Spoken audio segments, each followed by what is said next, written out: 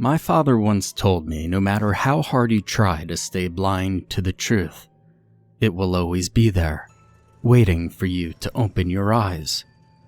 To this day, I don't understand why he thought that would get me to open my eyes when I knew the only thing waiting was a room full of monsters ready to eat me.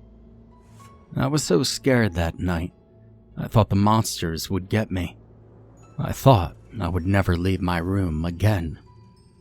Looking back though, I have to admit, it's pretty sage advice, especially coming as it did from the burnt out husk of a man who couldn't get away fast enough. I wish his little nugget of wisdom was my last real memory of him. I wish his philosophical reflection on life had the lasting impression I would have liked it to have. But as it turns out, his cold, dead eyes staring through me on my 8th birthday as the front door closed behind him will be seared into my memory until the day that I die. Couldn't even be bothered to wave goodbye as he walked out of my life forever. Now, as selfish and cruel as abandoning your child is, I honestly never blamed him. Even in the darkest moments the coming years would bring, having him in my life, having him be there for me, it wouldn't have made a difference. My mother was the definition of a mess. When she wasn't making a living out of spending money she didn't have on things she didn't need, she was rooted to the couch, knocked out by whatever hangover, relapse, or come down had her mind in the clouds.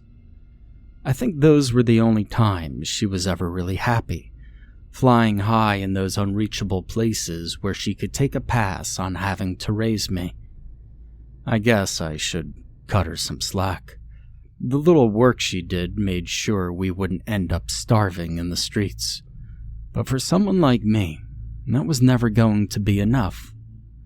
Without putting too fine a point on it, my mental health is screwed, and not in the glamorized way that social media influencers use to fish for sympathy.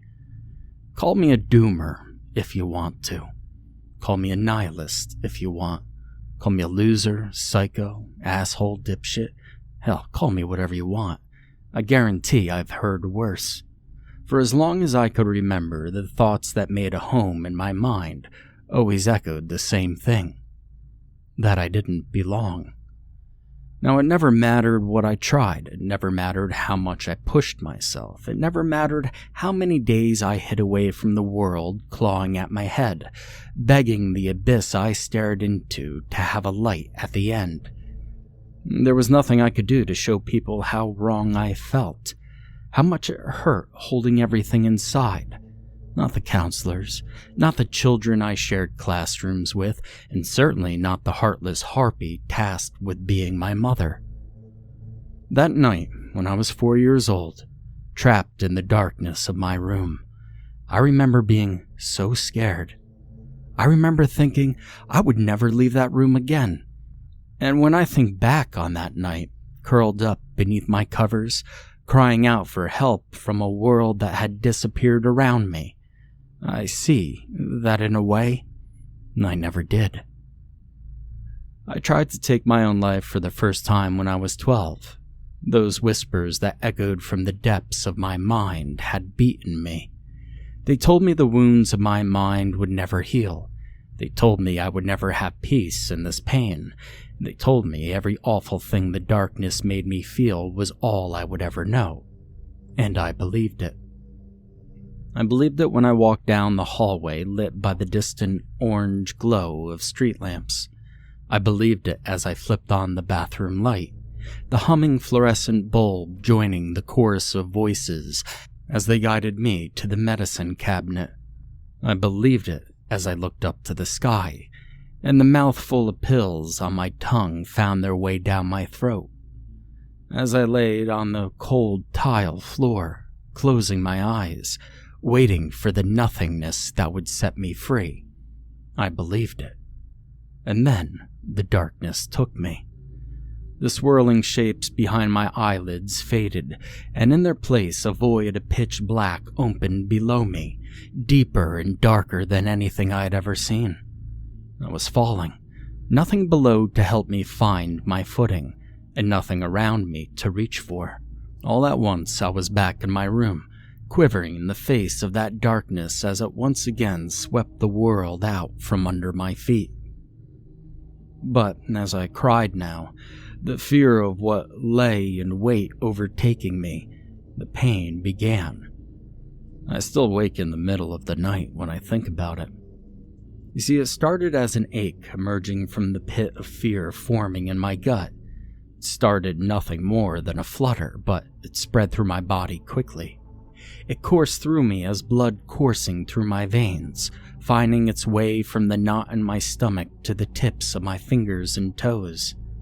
Every part of my body felt as though 100 wild animals had latched onto me, pulling me in 100 different directions at once. 1,000 teeth sunk deep into my flesh. But the pain would not stop there. Much like the teeth of a wild beast, the pain sunk deeper with every second, and soon everything from the hairs on the back of my neck to the spine beneath them were alight with a pain worse than anything I could have imagined. I could now feel each and every one of the countless cells in my body. I could feel as each one of them were set ablaze. The flames that scorched them grew hotter the further they spread, and though it was a pain with no end, I could feel every part of my being reduced to ash by the inferno. I couldn't move. I couldn't scream. I couldn't breathe. That moment where I felt pure pain for the first time was the first time in my life I felt truly, completely helpless. It's something I wouldn't wish on anyone. And as I drifted through that void with every part of me being burned away to nothing, I found myself reliving everything that had brought me to this terrible place.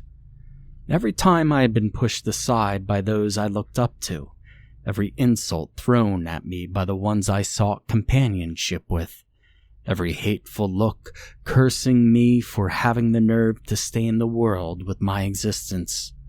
And now, after all that suffering, this lightless abyss, this endless agony, was all my life was worth, and I welcomed it. No matter what you do, a voice echoed from behind, and for no more than a second my thoughts were drawn away from the pain that had become my everything. To stay blind to the truth. I knew that voice, and as it echoed in my ear I stopped feeling the pain, even as my body continued to be torn apart. I listened carefully. I needed to hear what it would say next. It will also be there waiting. It was my father. He was here with me. He had come to the most terrible place that had ever existed, and he had done it for me. He wanted to help me, and I had to let him help me. Open your eyes. And so I did. I opened my eyes to a light so bright that it wiped the memory of darkness from my mind. I was greeted by the sight of a room with curtains for walls, and the shapes of medical gowns and surgical masks lording over me with professional indifference. I had returned to life, but the pain of death followed me. I had woken up in the hospital, my stomach being pumped of the pills. And though nothing will ever compare to the pain I felt when the void took my life, having a tube forced down my throat and my insides sucked out while I struggled to breathe was easily a bottom 10 moment for me. Despite having brought me back from the brink, though, my father was nowhere to be seen. You see, that moment changed me. After what I had seen, knowing what was waiting for me when I crossed over to the other side, something in my mind shifted. And with that new state of mind, I made a promise that my new life would start today. I promised from that day forward I would never give up, and as I sit here typing this out for you after all these years, I'm still not sure if that choice was for the better. Though my newfound resolve filled the emptiness in my heart for a day, it had already begun to fade by the time we pulled out of the hospital parking lot. I ran away from home about a year after my incident. Just shoved what I could into a backpack, and I walked out. I figured I wouldn't get very far. I was convinced that when they tracked me down, I would be dragged, kicking and screaming back to the prison my life was becoming. But no one came. No police cruisers, no PSAs, no signs taped to a lamppost. Nothing. I guess my mom liked having the place to herself. I would spend the next few years drifting between foster care, juvie, and living on the streets. I could never believe I deserved to be part of anything, and so I never stayed in one place for too long. I lived in some utterly horrible places during that time, places I was sure I would never make it out of alive. And sometimes, I can't help wondering how I did. The only reason I could come up with was that the people I wronged wrote me off, thinking they'd wasted enough time on me already. The day I turned 18 was the day I checked myself into a psychiatric hospital. Having somehow made it to adulthood, I'd become my own master. With the freedom to legally take care of myself, that's exactly what I set off to do. I decided to get help.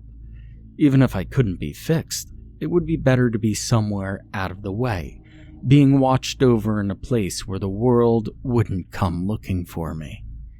Even if that meant being locked in a padded cell and monitored like some human pet, I figured it was better that way, for the world and for me. Now, for those of you that don't already know, padded cells and mad doctors are not how mental health care works. Not anymore, at least. I won't bore you with the details of my intake, save to let you know how annoying it is to sign up for something without a single piece of ID to your name. I'm still surprised they didn't just turn me away. I was admitted under a 2-week treatment plan, but after less than a week, I asked about extending my stay for up to 2 months. They explained to me that my conditions, yes, conditions plural, were far more acute than they had realized. Given my lack of support network in the outside world, they wanted to administer a more involved treatment plan, so I would be sufficiently stable when I returned to normal life. I wasn't about to argue. I was there for help, and I would take what I could get. So now that I've bored you with my life story, you might be wondering what happened at that place and why I will never return. Maybe you're awaiting a story of how I fought off a gang of deranged psychopaths dressed in straitjackets. Or maybe you've imagined a cabal of mad doctors stripping me of my humanity through experiments and torture. Or maybe you're hoping for some hushed expose about a government operation, a haunting of Native American spirits, an encounter with pagan gods brought to life by nuclear radiation, or some other comically bizarre rambling. But let me just give it to you straight. None of that crap happened. I don't think I need to tell you this, but those kind of stories are more insane than the people they claim to represent. Now, I can't speak for every psych hospital. The doctors and staff who looked after me were nothing but good to me. And while there were a few patients that made me a little bit nervous, most of them were decent people just trying to get help for themselves. 9 times out of 10, you are more likely to die of boredom than at the hands of some rogue element. Now, if I'm completely honest, I'm not entirely sure what happened. Ever since that night, I've been left to question everything that happened there. And that is the reason I can never go back to such a place. My first 2 weeks were the ones I remember most fondly. It became clear to me very early just how mind-numbing this process would be, adjusting to the regiment of meals, medication, therapy sessions, and finding ways to kill free time. I suppose it wasn't all easy. I still recall my visit with my doctor, frozen in place as I was left utterly overwhelmed by their diagnosis. After learning how these conditions impacted the lives of those who suffered from them, I was all but convinced that mine was as good as over. But I was not alone. My doctor was supportive, caring for me in such a way that I almost saw them as a parent, as I should have. All the supporting staff were equally as kind, and I really can't put into words how much I owe to each and every one of them. Because of them, I now knew what ailed me. I understood on a physical, psychological, and emotional level how my conditions affected my thoughts. The people of that hospital gave me the tools to decipher what I was feeling, breaking down and understanding the things I could not control as the progression of a biological process. And in doing that, they helped loosen the grip my demons held over my life. They helped me realize that even at my worst, I was better than any label or whisper in my ear would have me to believe. Their support would also prove crucial in guiding me through the revolving door of medications I consumed, and the joys of the side effects that came with them. I don't think I need to explain to any of you how much fun that was. If you don't know, well then count yourself lucky. Group therapy sessions were the biggest surprise for me. The way patients would speak of their afflictions, openly sharing their worst moments with strangers as if they had known them their entire lives. Then seeing them embraced by those strangers in the same way was truly awe-inspiring. These people gave me insight into my own experiences that I never had before, and for the first time in my entire life, I didn't feel so alone. My entire life up until then had unfolded like a long, unending nightmare. For those 2 short weeks, I felt like I had finally awoken from it. I was full of life and a burning desire to live it. In that hospital, with near endless choices of activities to take part in, I began to explore myself. I took up reading, be it psychological case studies, the works of Charles Dickens, or even the dictionary. I read everything I could, front to back, absorbing everything that every page had to offer. I took up the pen myself in that time, and I can honestly say I never felt more free when I had a journal or a sketchbook in front of me. Nothing else could compare to that feeling of release when the thoughts and images tumbling about my mind were given form on the page. Though the burden I carried was one I would never be able to get rid of. Every page I filled was a weight lifted. These new methods of expression, these avenues towards finding peace, they helped me in ways I never thought possible. If that had been all I had to say about my time there, if the memories I made and the beauty of life were all I had to talk about, then there would be nothing left to say. I truly wish that was all I had to say. But here we are. It started small. Slight movements appeared in the corners of my eyes, disappearing as quickly as they came. They were often so faint and fleeting that I would only barely notice them. I didn't know what to make of them, so I simply shrugged them off as a sign of boredom or medication messing with me. But before long, these transitory blurs took form. Like the floating squiggles that pop up in your vision every so often. These shapes would appear to me, coming and going without warning. It was when this started that I became a bit unnerved. But it wasn't the presence of these shapes that got to me. The thing that put me on edge, the thing that set these floating forms apart from the rest, was that they were completely dark. Not like shadows either. When you looked at them, it seemed like a piece of the world had been deleted. It was like looking at a picture where some of the pixels were missing.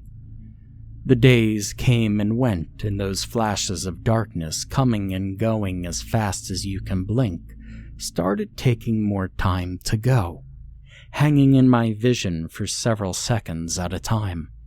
Seconds became minutes. An uneasiness turned to worry. I told my doctor of the occurrence once it became clear that it showed no signs of stopping. And much to my frustration, they didn't seem to have an answer for what I was seeing. They theorized everything from medication side effects to a subconscious reaction, to lack of stimuli, to remembrance of deep-seated traumatic memories. I spoke of it with some of the patients, hoping there might be more salt of the earth understanding of it that the doctors couldn't provide. But to my surprise, none of them had experienced what I described, and to my dismay, they had nothing to say about how to handle it. Minor as it might have been, I'd been burdened with something only I could feel, just as I had been for my entire life. And just like I had been for so many years before, I was on my own again. The dark spots would only continue, never staying long, always seeming distant and removed from reality. Before long, they would start behaving differently. I would see them hovering now, appearing at random on various objects and surfaces that crossed my sight, coming and going as they always had, but now they wouldn't move. Now when I saw one, it appeared as a fixed point, sticking to the thing it had appeared on. It was clear to me now that these were more than a psychological stress response. Whatever they were, they wanted to be seen. I started doing everything I could think of to get them off of my mind. I spent more time jogging, exercising, exploring the grounds, hoping activity would fill that place in my mind. I devoted all the time I could into reading, writing, and sketching, hoping that fueling my mind might cleanse it of this affliction. I devoted myself to these activities with fervor and devotion that appeared manic to my doctors and fellow patients. But those damn dark spots were always there, no matter where I went, no matter what I did. I started losing sleep over them. I withdrew from the activities I had devoted my passion to. I became distant and irritable. Before long, the few connections I had with the other patients crumbled. They kept their distance from me, a look of worry and discomfort plastered on their faces every time they saw me. My medication doses increased in response to my behavioral changes, and my thoughts became slow. My body became sluggish. I would be completely drained doing something as simple as walking across a room. I lost my sense of self in a thick, impenetrable mind fog, a fog I had made for myself. After a week of increased medication, I informed my psychiatrist that I no longer saw the spots. Would have been nice if that were true, but I was more worried now about escaping my funk than some shadowy glitch in the matrix that swallowed the world whenever it appeared. The slow, aimless slog my life had become was too much to endure. I needed my mind back, broken as it might be. I hadn't been entirely dishonest, though. Sure, I still saw the spots, and at this point, they had only become larger and darker than before, but they were appearing less often. For a time, I worried that reducing my dose would allow them to return in force. I was thrilled when, after a few days off the meds, nothing had changed. Maybe my mind had fully adjusted to them. Maybe they were just part of the scenery now. Try as I might, I was unable to mend the rift that now kept me from those people I might have called friends one day. With no other options for connection in that place, I set off to find new ways to occupy myself. I tapped into as many resources as the hospital could provide, spending hours a day flipping through booklets, writing down phone numbers, memorizing job descriptions, using every privilege I could muster to reach out in the hopes of making connections in the real world. When I had exhausted myself in my search, I would sit in on group sessions, listening intently to the tales and memories of some, while ignoring the ramblings and insults of others. Though I knew a broken mind would not be healed by simply being occupied, having something to work towards would keep it from falling into further disrepair. I remember that day in late August, the exact halfway point of my term, for how serene I felt. I strode up and down the brightly lit halls, flitting through job postings, fantasizing about the invigorating life on the move as an administrative assistant. Now laugh all you want at that. My dreams are my own. I stopped by a window overlooking the courtyard, feeling the sun on my cheeks, letting a smile find my face as I recalled a story told by Melissa. She's a 34-year-old mother of 3 with all gray hair. She told us how she spent 2 weeks living in her attic without telling anyone, moving everything she needed up there in the middle of the night, then shutting the hatch behind her. I chuckled as she described the faces of the missing persons search party that found her there, living off boilerplate spam and playing Smash on GameCube like nothing in the whole wide world was wrong. I leaned on the window, wheezing as the laughter overtook me, wiping tears from my eyes as I took in the view of the courtyard below. Right below me was old Miss Eunice, hobbling along the courtyard's winding trail, squirting her hydration pack on flowers and weeds as she went. 50 feet up the trail from her was Diego, a Mexican immigrant a couple years older than me, sprawled out on the grass, eyes vacantly fixed on the clouds as they passed by. In the far left corner of the yard was none other than Melissa, examining a broken branch from an old willow tree. She wove the branch's wispy ends around herself like a wand, twirling and dancing in a way that brought Cinderella and her magical transformation to mind. I couldn't help but smile as my eyes drifted to the far right of the courtyard, where I saw a dark blob floating by a pine tree. I rolled my eyes at the sight. My old nemesis had themselves known once more, doing their level best to scare me with a vaguely human form hidden within the brambles. I continued on laughing, amused at the thought of this darkness feeling the need to hide from me. But then it moved. Now I don't mean it drifted across my eye the way the blurry spots did before. I mean, it moved in a way that looked like it was taking a step. I saw with perfect clarity as this blur of dark emptiness took 4 steps from behind that tree and stopped. And now I saw its form with that same perfect, terrible clarity. The growths resembled legs, 2 tendrils resembling arms, and atop all of that, the sculpted protrusion in the shape of a head. I looked on at distant features manifesting with sharp detail, unmistakable even from a 4th-story window. I now saw in this impossible thing a growing display of consciousness that should never have been possible. I froze as its newfound awareness took form, focusing, observing, searching, and all of it focused on me. My skin went cold, my breath left my body. The fog surrounding my mind closed in on me, and I lost myself in complete and utter terror. This shouldn't be happening. It couldn't be happening.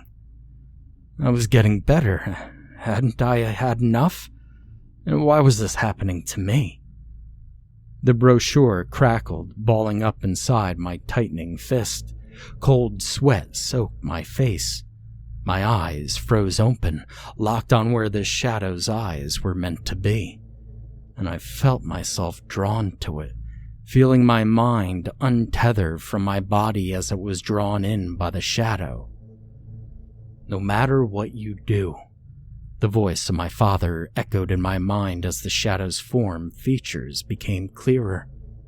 That same voice that had echoed that same phrase for most of my life.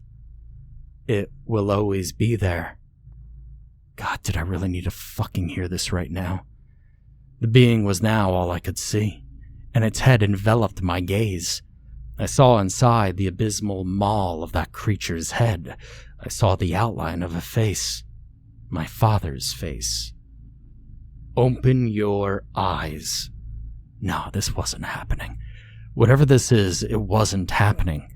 I jammed my eyes shut, holding them closed so tightly that my eyelids burned from the force. I felt those eyes bore through my soul, and I winced as the voice of my father echoed and intensified. His old, tired lesson ringing louder in my mind than all the world around me. But I didn't listen. I kept my eyes shut and I focused everything I had on that and only that. And as the tears welled behind my eyes, screaming out at the pain within my face, with the curse of distant memory bringing my mind to the brink of ruin, the voice went silent. Now I sat for what felt like forever, not daring to let a sliver of light enter my sight. But before long I opened my eyes again, and the shadow was gone. I let the tears flow freely now. I remember the brochures tumbling from my hands as I covered my face. I remember falling to the floor in a heap as I cried. I cried, no longer able to ignore how helpless I was. I cried because I knew there would be no road to recovery from this. No chance of living that normal, boring life that called me from so far away. I cried because, more than anything else, I knew that thing was right. I knew that everywhere I went, this darkness that had haunted my whole life would just follow me. And on that day, it seemed the light switch in my mind flipped off, and it got worse all over again.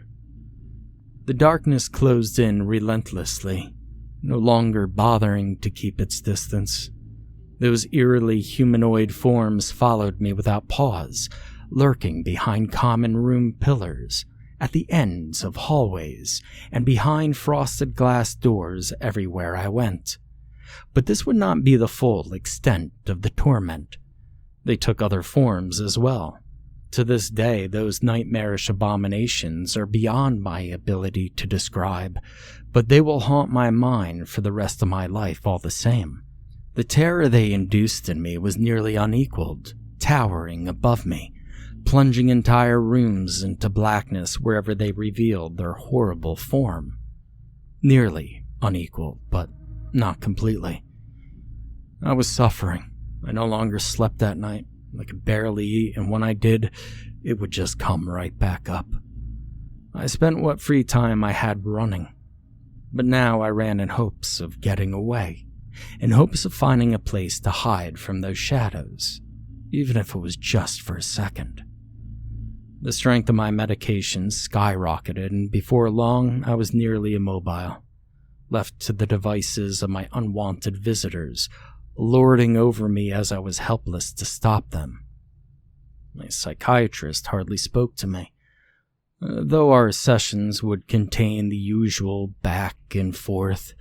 I could see in their face that I was no longer considered a human being. To them, I was a shell, allowed to exist at the mercy of a mind broken beyond repair. I knew an extension to my term was inevitable. The way the staff spoke in hushed tones, hoping I wouldn't hear what they had to say, was proof positive of that. And yet, I couldn't tell them. I couldn't tell them what had caused me such torment. I couldn't show them that by keeping me here, by protecting me from myself, they were throwing me right into its open arms. I thought I would never leave that place. I remember the day it happened better than any other before or since. The 2-month anniversary of my stay was on its way. My body had begun rejecting my medication. Violently. I'd spent the entire previous night dry heaving into the toilet. I was all but comatose until the following afternoon, practically being spoon-fed by my attending nurse. At least the malformed shadow of a half a mantis, half squid on the ceiling was there to help me keep company. I woke up exhausted. It felt as though my brain was falling through quicksand. And the only thing I could register was that every so often, the window on my room's door would go completely dark, blotting out what little light came into that room. But despite being one sneeze away from a trip to the morgue, I took it upon myself to get out of bed and sit in on one of the group therapy sessions. Sometimes the need for distraction is more overpowering than the crippling ailment. I sat outside of the speaking circle, trying not to be noticed while I fought to keep myself from sliding out of my chair. I could barely register the thick Jamaican drawl of Leland, regaling us with his days as a trucker, or, more specifically, a run-in he had with a band of carjackers. I wished I could be part of what he had to say. Leland was the best storyteller in that place. The man could make a trip to the grocery store seem like it was the most riveting story that you'd ever heard. No matter how hard I tried to keep focus on him, though, he was distant and faint, like he was trying to speak to me underwater. I could do nothing but surrender to the dull, empty ringing in my ears, counting the dots on the ceiling tiles, absorbing what little I could of his story. You think they was happy throwing me out of my rig to sleep with the gators? Nah, man, ain't no way. You know what made 'em happy? What made 'em happy was locking me in my damn trailer. But that wasn't it. They decided the best thing they could do with their new rig is to joyride her up and down the highway with me still in it. I'll tell you, when the popo found me slumped against the door in a puddle of my own dinner, they... Why did you even complain? The voice of Jovan, the old Serbian with his potbelly spilling out of his shirt, and his pockmarked face coupled with the absent look in his eyes. It always reminded me of a cockroach. Every time you lay eyes on him, the only thing you could think about him is if he will just fuck off and make himself someone else's problem. I told that to my psychiatrist once after I nearly threw myself at him in one of our group sessions. They told me in no uncertain terms that that is one of the worst things I could possibly say to another human being. But Jovan wasn't human. Not anymore. He was a veteran of the Bosnian War, a fact he was quick to share with anyone who would listen. From what little I've come to understand about that war, it sounds like he was on the wrong side of it. His service was defined by the part he played in overseeing the most morbid and horrifying acts of violence I'd ever heard come out of another person's mouth. And the worst part of it was that everything I learned about him had come from his own mouth. He spoke openly of his achievements and wore them on his sleeve like a badge of honor. So, apologies to my former overseer, but I don't have any sympathy for that walking, talking cockroach, but then again, who would? Put clothes upon ya, argument bumbleclot. Now, I still have no idea what that phrase is supposed to mean, but I remember the way Leland said it made me very nervous.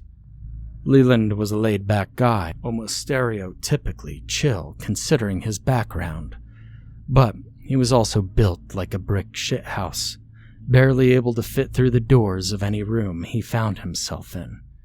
Usually he acknowledged Jovan's outbursts with an eye roll if he bothered to at all, but this time, Jovan struck a nerve. As much as I wanted to watch him steamroll the old Serb, I knew there wouldn't be anything left of him if he did. If you were robbed by me, you would be outside pushing the truck up the road until your legs break off. Bro, nobody asked. Diego, another patient who was usually so laid back that you would think he was on a permanent high, and now he was speaking up. I really hope the meeting attendants were paying attention. Soft. None of you ever try in life. Why don't you try fighting for your life? No food, no water. Fighting not to die by everyone you meet? Pfft. It wouldn't last a day. I wonder how well you would do if you spent time in one of those camps you worked at. Maybe then you would know what it's like to fight for your life. Even in my absent-minded state, the venom in Melissa's voice was unmistakable. I was honestly surprised that's all she had done. And just like that, this session, this sanctuary of safety and compassion, had been spoiled in less than a second. Also that this asshole could satisfy his need to be the toughest roach in the room. Everyone's eyes were on Joven now. Spittle flew from their lips, and voices raised higher and higher with every word spoken. The din of voices reached a fever pitch, with the vitriol in their words drowned out by the overwhelming number of voices speaking out against him. Sweat beaded upon my brow as the heat of anger rose. The attendants fanned out across the room, trying and failing to calm the crowd as more and more rose from their seats in defiance of the old hack. All the while, Joven's mouth just kept fucking moving. His one-finger salute raised to meet the mass of angry patients, feeding their blind fury as though he himself were feeding off of it. But I no longer cared for their spiral into the chaos. The darkness had returned. It was in the worst form I had ever seen it take, because it was no form at all.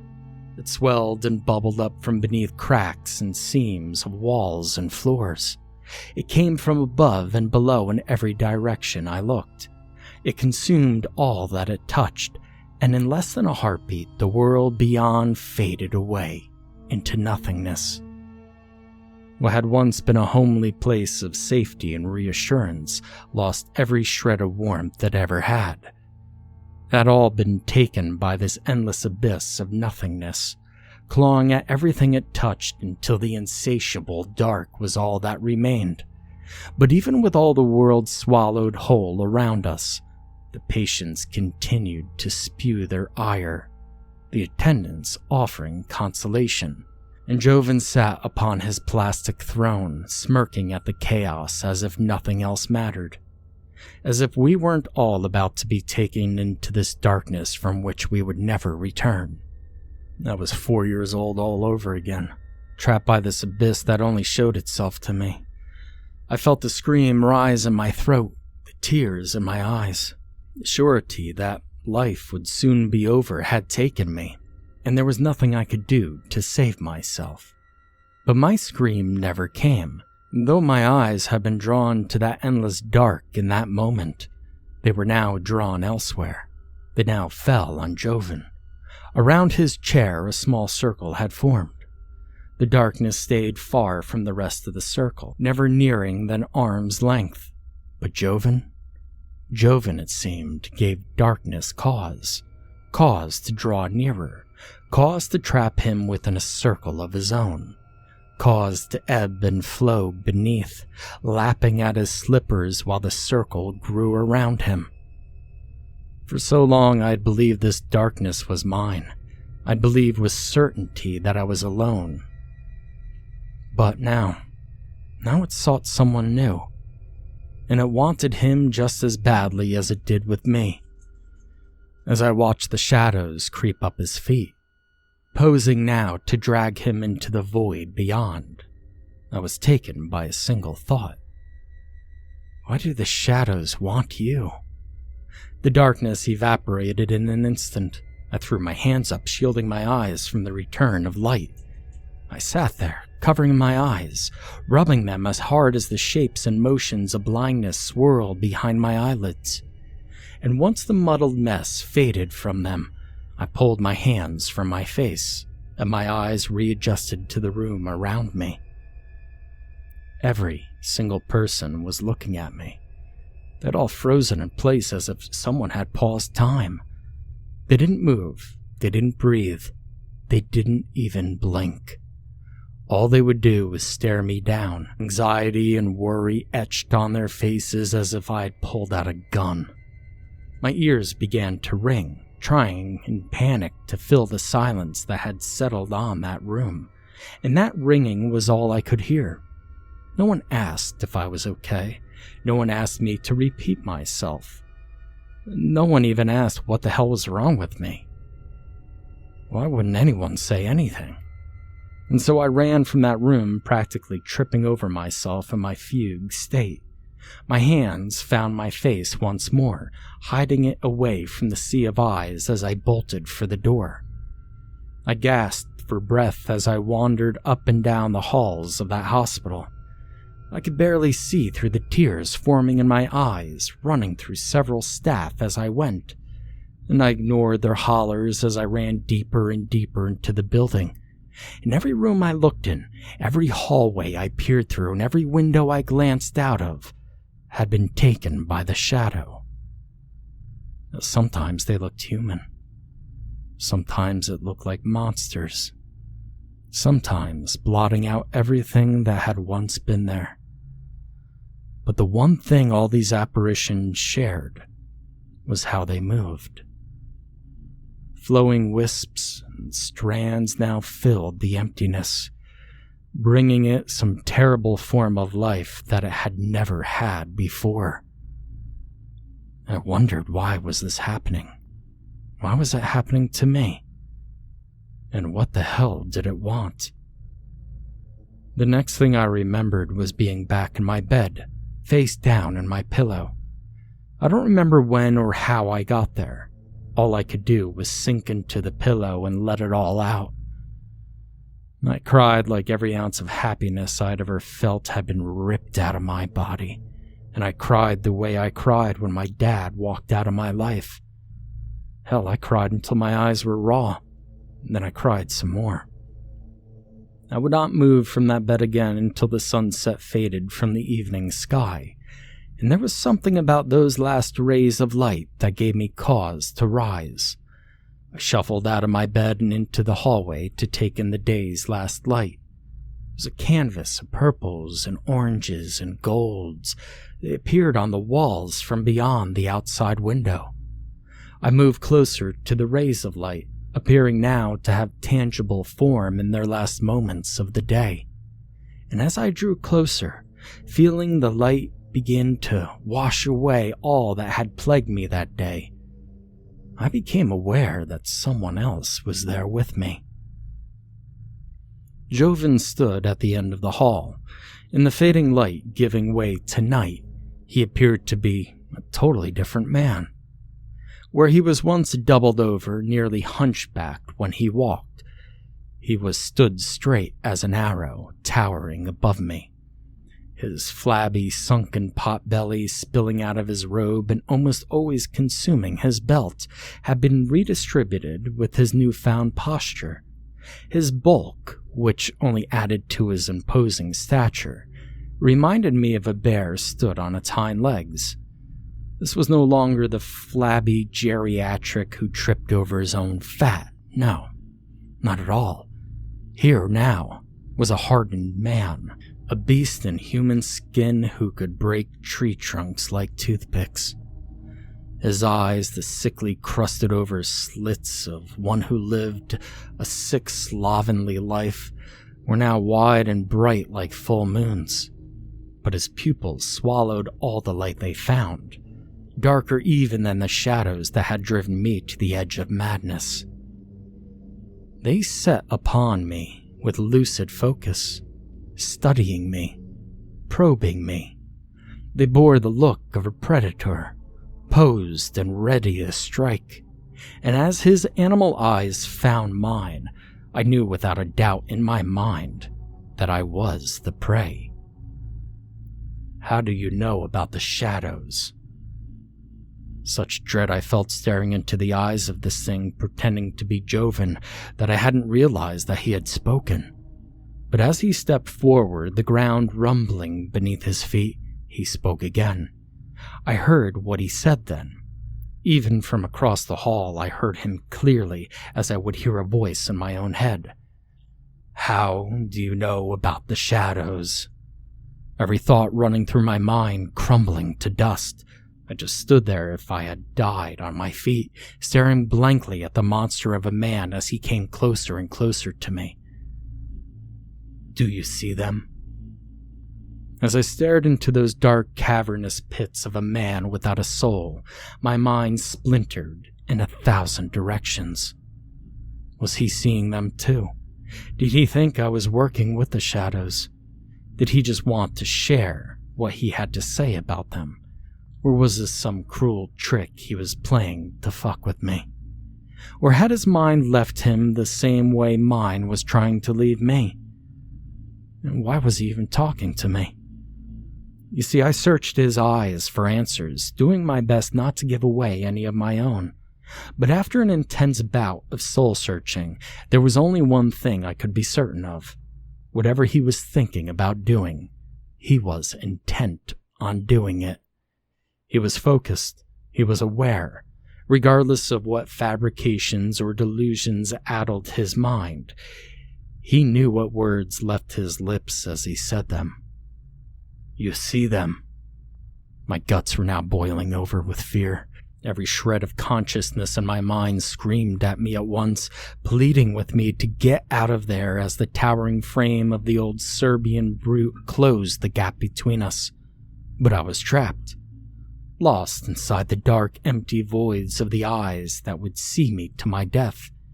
Because within that void, behind this man's eyes, I was cast into a void all my own. One that had haunted every step I ever took through my broken life. You helped them find me. The animalistic scream rattled through my brain, and my brain was jolted back to life, pulling me back into the hallway.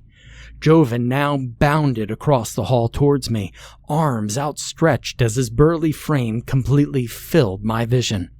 I spun on heel, breaking out into a sprint, and I bounded across the floor, each stride growing longer and longer until I thought I might take flight. The rage radiated off Joven like gale force winds, hitting me from behind with force. My foot slipped, nearly throwing me down to the floor, but I didn't let it stop me. I threw everything I had into getting away, and I came up to the end of the hallway, close enough for me to touch, but it only seemed to get further away from my reach. No matter how hard I pushed it, it just didn't seem to be enough. It wouldn't be enough. The full weight of the old man collided with my spine. I stumbled, fighting to regain my footing, but it was a little too late. In the blink of an eye, I was face down on the floor tiles. A crunch rang out behind my ears, and my face exploded with pain. My vision darkened as the fire erupting in my nose began spreading to the rest of my face, and the brute grabbed a hold of me then, throwing me onto my back. My eyes once again met his. The animal fury within him now struck me harder than the tile floor had. You bring them to me. You fucking kill me. I didn't respond. Pain was the only thing my mind let me feel. I wanted to scream until my lungs gave out, but the blood pooling at the back of my throat made sure I wouldn't. My eyes filled with tears, and the hulking form of Joven blurred as he thrust me into the floor. I felt the cold tiles collide with the back of my head, and the pain in my face was now joined by a whole new pain, as I felt coarse, fat fingers tighten around my throat.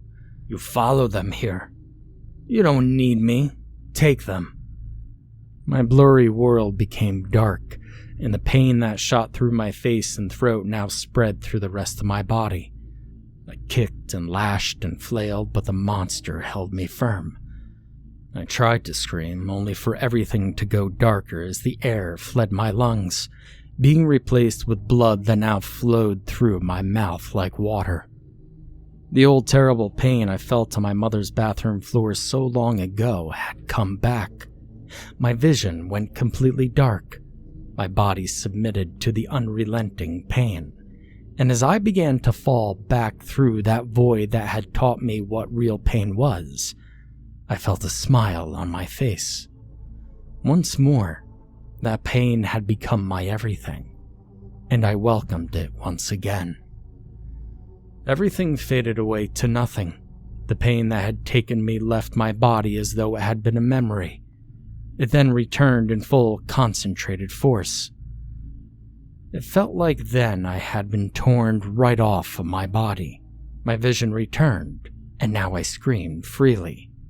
My hand shot towards my face, shooting away just as quickly as touching it sent even more pain through me like a lightning bolt. A hand loomed above me, sending me shooting backwards, my hands outstretched, steeling myself for yet another blow. But there would be none. As my mind cooled and my eyes readjusted to my surroundings, I was able to discern who sat in front of me. It was one of the nurses. They had been the one to return me to my room after what had happened with Joven. They had also been the one to reset my broken nose and snap me out of my little vacation to the afterlife.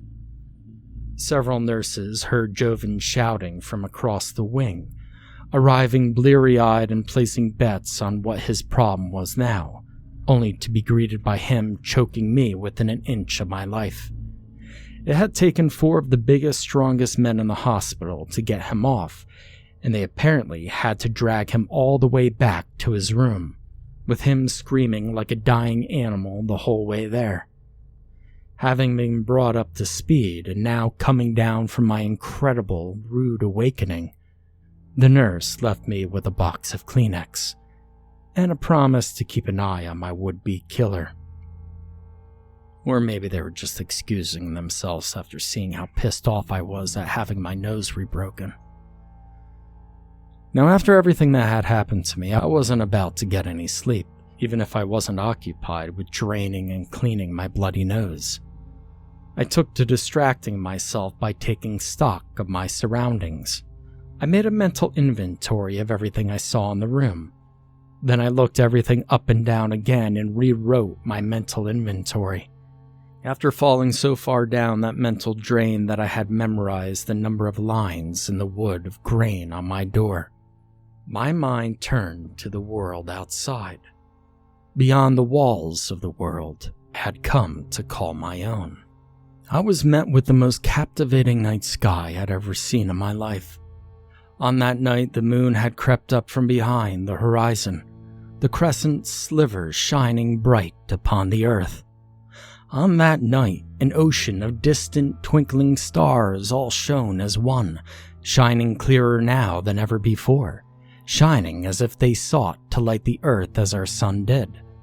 On that night, the constellations of new and old found life, their tails unweaving upon a perfect canvas of inky blackness. And among all those wonders, the light of the galaxy had revealed its splendor. Distant wisps of the ether served as the pale centerpiece of the light that would give us light when our star could not. It was the clearest, greatest memory I have of any night sky, and it will never leave my mind because in the moments that followed, it would be gone. The darkness crept in around the edges of the window, obscuring the light show in a wreath of empty blackness. The stars were consumed one by one, my room growing ever darker as they vanished. I thought my eyes were failing me. I thought after witnessing a sight so perfect I would be taken, kept from ever seeing such beauty ever again. Before long, the darkness found the moon, and as the last of the night's light was taken, the darkness of my room became absolute. I felt that old, terrible dread that had been with me all my life return in force, but I would not let it take me. I threw myself around my room, gripping and clawing at everything I touched, hoping the next thing I grabbed would be my way out. The darkness alone could have held me in place, but there was more to it this time. This time, there was something in it. Something I could not see or hear or name, but I felt it all the same. It caused the darkness around me to move, to close in around me, constricting me, suffocating me. I quickened my stride, and pain shot through my body as I collided with 100 unseen things that had set out to stop me from finding the light. None of that mattered. I barreled headfirst through all of it, never minding the bumps and scrapes that found me as I searched for that door handle. And just as the darkness had closed in, so close that I could feel it on my skin. I found it. I grabbed hold, pulling back so hard I nearly threw the door off its hinges. I tumbled into the faded light of the hallway, falling face first towards the tile floor. As my body hit the floor and I felt my face upon the tiles yet again, the most horrible cry ever I had heard in my entire life rang out. But this time, it didn't come from me. The scream echoed deep within the bowels of the hospital, tearing the silence of my empty hallway apart. This held no resemblance to the groans and cries of the addled and distraught that I had grown used to. It shared no similarity to the footfalls and sighs of patrolling staff fighting against stress and exhaustion. The scream held no humanity in it. The sound was far too deep, as though each inflection were being drawn out, like it had been made to fill the ear for as long as it possibly could. And yet, despite how distorted it was, the cries it let out, cries so full of torment, misery, and agony, they were unmistakable. Those cries still held in them the kind of fear that only came in the worst moments of a person's life. A fear you only feel when a piece of your soul is taken from you. I have heard such screams very little in my time on Earth, and I would give every earthly thing I own to never hear them again. The distorted attempt at human imitation took hold of me, filling my mind until there was no room left for my own thoughts. They paralyzed my mind, overtaking every thought, every instinct, fixing me in place. And I just lay there, letting myself be hypnotized by the terrible melody of this disembodied choir. From above and below they came, drawing ever closer to the dim hall in which I now lay. They converged as one, beyond the end of the hallway, their voices crashing into my eardrums with hurricane force. So near now that they could just as easily have been next to me, screaming straight into my ear. And at the end of that hall, where the noise overtook all the other things, it lay waiting. The darkness, now creeping across the edges of the doorframe, across the threshold of the hallway, and down that tile floor towards me. My mind finally found itself. I scrambled back to the chasm of darkness I had just fought so hard to escape. Throwing myself back into my room like a child learning how to crawl, my legs became mush, and I could do little more than dive through the open door. I clambered for a hold of the door, throwing it shut hard enough to shake the frame. I then clawed at my bedsheets, trying with shaking hands to pull myself up from the floor. But the blankets were not there to protect me. They slipped from their place on the bed, crumbling in my hands as they fell to the floor. And the screams now sounded off like gunfire, hovering in wait beyond the door's window insert. The fluorescent hall lights fading as they drew near. I was alone. Every connection I had ever made, every moment of company I had ever enjoyed, it all amounted to nothing in that moment, with the cold floor on which I wept now my only companion, and the thin pane of laminated wood and frosted glass, my only protector. As the last light faded, as the chorus of terror reached a fever pitch, and as every fiber of my being went numb, one final thought entered my mind.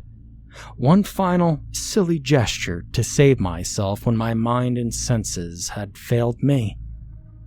I shut my eyes, covering them as tightly as I could. It had to be the most childish, naive thing I could have possibly done, but there was nothing else I could do. No matter what happened next, I would at least make sure that I wouldn't see it happen. As my world went black by my own hand, the screams and the terror that raged within my mind stopped. A low ring emanated through the room as silence met my ears. A fever of panic that had all but consumed me broke, giving way to a chill of dread. I lay trembling on that floor, holding my hands tight against my face, not daring to even breathe. My head spun, the floor gave way beneath me, and my body leaned into its phantom fall, and every sensation from the chill of the tiles on my legs to the ache of the bed frame in my back abandoned me. Though I was now falling through the world, I would not be allowed to leave that room. So I sat there, listening, waiting, praying for the end. And the door creaked open. My hands pushed deeper into my face. Pain shot through my nose, setting fire to my cheeks and my eye sockets. I didn't dare make a sound. I held still as stone, even as the fire raged through my skull. The darkness entered the room, and I listened closely to how it moved, how it now drew towards me. From around me, above me, and behind me. A sound like rolling waves filled my room. The air in front of my clasped hands moved, coming and going with rhythm. It was in front of me, and what I was now feeling was its breath on my face. Goosebumps found every inch of my skin. Every hair on my body stood on end. My hands shook upon my face. I tightened every muscle in my body, trying with all the will I had to keep still. The pain continued to tear through my body. Tears formed behind my eyelids, but I would not open them. I would not move at all. The only thing I knew, the only thing that I believed in that very moment, was that keeping my eyes closed would keep me safe. But then it spoke. No matter what you do to stay blind to the truth, it will always be there, waiting for you. A chorus of 1,000 voices spoke as one. With their warped consonants, they spoke to me as the voices of my childhood did, bubbling up from the deepest recesses of my mind. What can you see with your eyes open? The echo rose through me, louder than any thought my mind had ever had. I heard in that mass of sound voices that I knew, voices from across my life. My psychiatrists, the hospital patients, doctors, and everyone from every foster home, detention center, and den of crime I had ever lived under. My childhood tormentors, my mother, my father, all of them were here, all of them as one voice spoke to me. Do you believe what you run to bring solace from what you run from? Tears flowed from beneath my shielded eyes. I wanted to jam my fingers through my ears so no more terrible words would be imparted into my memory. I wanted to reach through my eyelids and tear out my eyes so that I would never look upon the world and all of the terrible things waiting for me in it. I wanted to scream until my throat crumbled to dust, so I would never have to speak with another voice seeking to make its home in my mind. But I didn't move. They wouldn't get what they wanted from me. I wouldn't let them have me. How can a mind that believes only lies hope to understand the truth? For a split second, I wavered. For a second, cracks began to form on my hands as my fingers parted. For the briefest of moments, I felt cracks begin to form in my mind. Were they not right to say that? Was it not true that I had spent my life playing a bad hand, commanded by a will that wasn't mine? Had I not already made my home in the darkness I had fought so hard to escape from? Maybe I had. Maybe all I had ever known was all I ever would know. But today would be different. It didn't matter what they said. I would keep holding on no matter what came. I would not give up. Open your eyes and see what waits you. My hands were at last steady. The pain left me, and the darkness behind my eyelids grew still. My eyes were all my own. My mind was all my own, and I would see what I chose to see. The room returned to silence. The unbearable weight of the presence that awaited me had lifted, but I did not move. My hands remained pressed against my eyes. The tears soaked through my palms, flowing between my fingers, and it hit me all at once. No matter what I did, that darkness, the thing I had thrown everything I had into, escaping, would always be there. It would always find me. It would never leave. I don't know how long I sat there before I felt a hand on my shoulder, frightening me back to the room I had hidden myself from. It was one of the nurses. They stood in the doorway, gently pulling me to my feet, motioning me to follow. She told me I was okay and that everything would be fine, but when she said it, there was a crack in her voice. As I looked into her eyes, they told me a different story, bloodshot and wide, with her own thoughts seeming one wrong word away from breaking down as she took me by the arm. Life had returned to that hallway beyond the room, now radiant with the light of sun. But the light's return would be no consolation. The hallway was now packed to overflow with doctors, nurses, and other staff. They ran every which way, pushing through each other with panic etched onto every single one of their faces. It became hard to breathe as the nurse dragged me through them, pushing so as not to be swallowed whole. Every door in that hallway had been opened. Every room was now filled beyond capacity by the mob of staff as they crowded into each one of them en masse.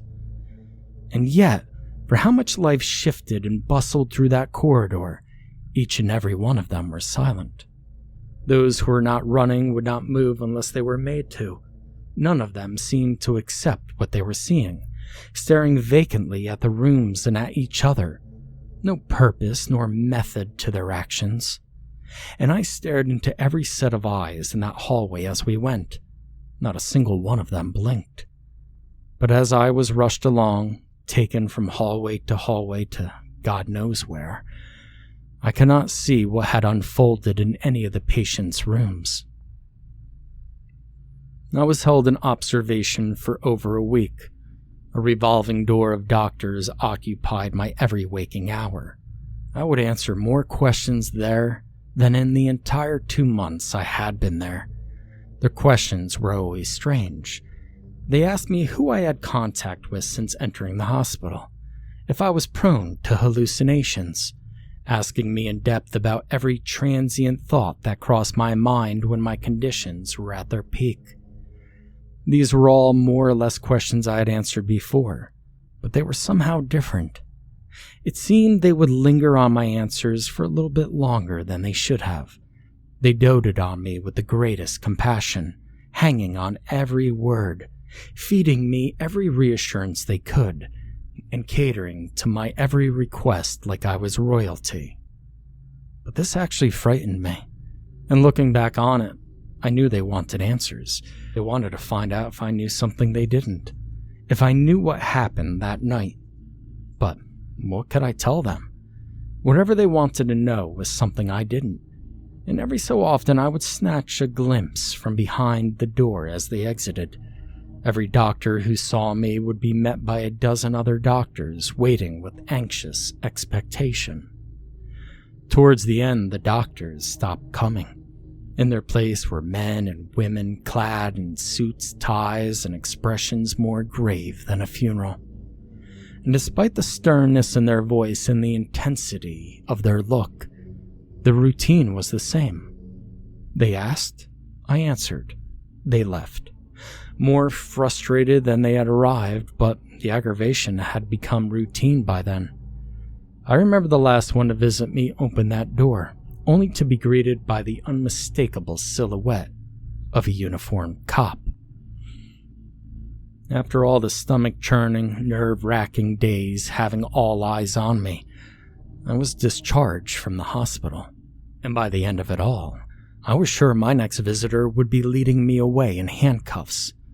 Instead, the desk clerk handed me a backpack full of what few belongings I had, along with a folder full of medical records and phone numbers. Then she sent me away with an empty wish for all the best. After all the time I spent there, after having warmth and safety for the first time in my life, I was out on my own again, with only the clothes on my back and the name on a birth certificate I didn't even have. I spent the next month burning through every resource I could. I made my bed in every stop-in, shelter, and care facility that would take me, making myself a regular at every job fair I could. I begged, borrowed, and stole everything from phone calls and suit jackets to showers and coffee creamers in my quest to start again. Even now, I'm still not really sure how I'm going to do that. But honestly, more than anything, the one thing I wanted most was to be done with the sleepless nights alone with my thoughts, and all the pain that they brought with it. But even more than that, I wanted to forget about that one night curled up on the cold tile floor, hiding myself from the darkness as it swallowed me whole and spat me out into a brand new nightmare. Eventually, I caught a break, though. I got a job as a construction hand. I had to move 300 miles away for it, but it was still exactly what I needed. I spent a week gathering what little supplies I could at the drop-ins and Salvation Armies. I then got my hands on a junk car that nobody would miss, before I was on the road to my new life. But as my hot wiring did its best, and the old Camary's engine roared to life in the back lot of the used car dealership, my mind wandered back to the hospital, back to that night. Now I knew there was little chance of finding answers now.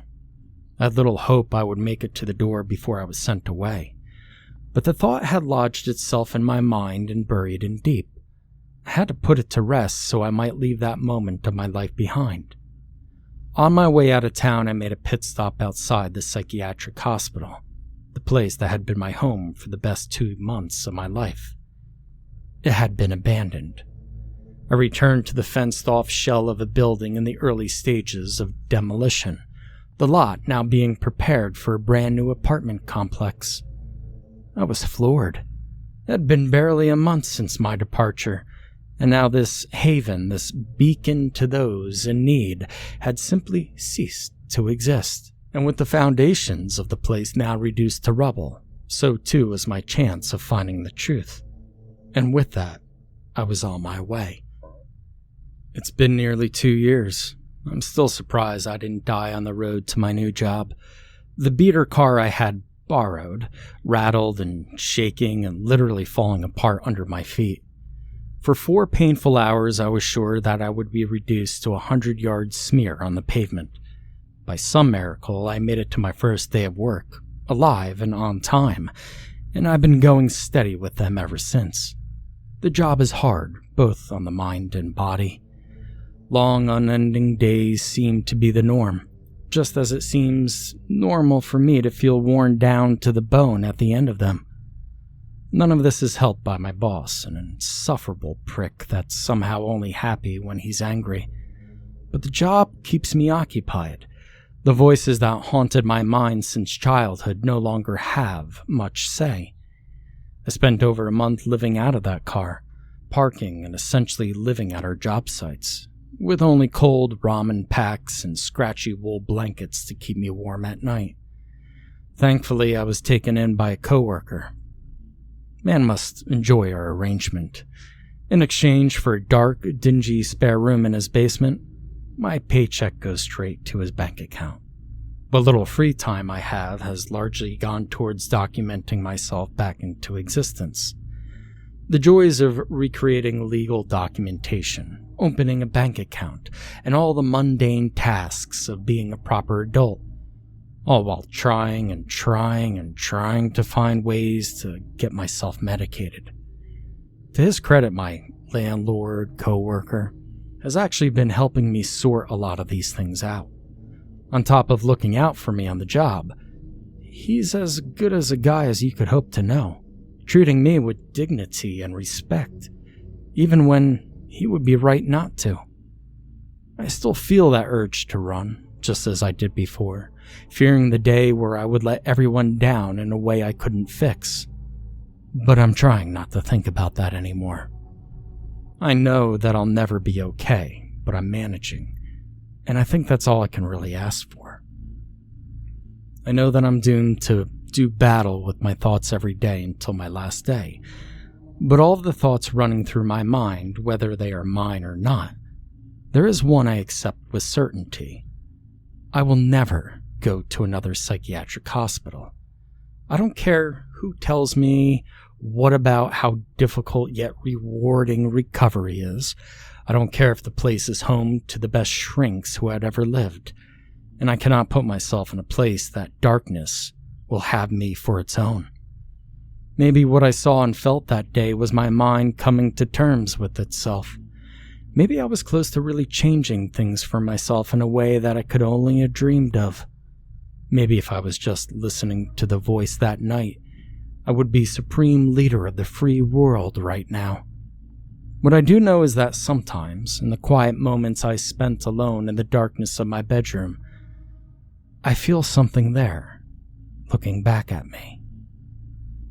Now, I'm sure there's some beautifully eloquent and rational thesis that would explain all this away. I'm sure someone who was at the hospital is still there, and that I could find out everything I wanted to know with a lunch meeting or a phone call. Hell, I'm sure if I asked nicely, some of the people here would take it upon themselves to go questing for answers, sifting through every scrap of information ever conceived about that place to uncover all there was to know about it. But I can't do it. I can't face the truth about how that night changed the hospital so much that it would close its doors forever. I can't accept that what might have happened to all those poor patients and doctors that I will never see again might very well be my own fault. But more than anything, I can't return to the life I lived before. I can't relive the memories of a life so full of pain that I tried to end it. No amount of peace is worth it for me. Well, I'm sorry if this isn't the story you hoped it would be. I'm sorry if you clicked off this feeling like your time was wasted. But sometimes, you don't get what you hope for. Sometimes you end up right back where you started, facing down the very thing you wanted to leave behind. Sometimes, no matter how wise the words that guide you are, no matter how much you believe that the truth will set you free, you will find yourself running from it, pushing it away, refusing to see it for what it really is, even when it's right there by your side, waiting for you to open your eyes.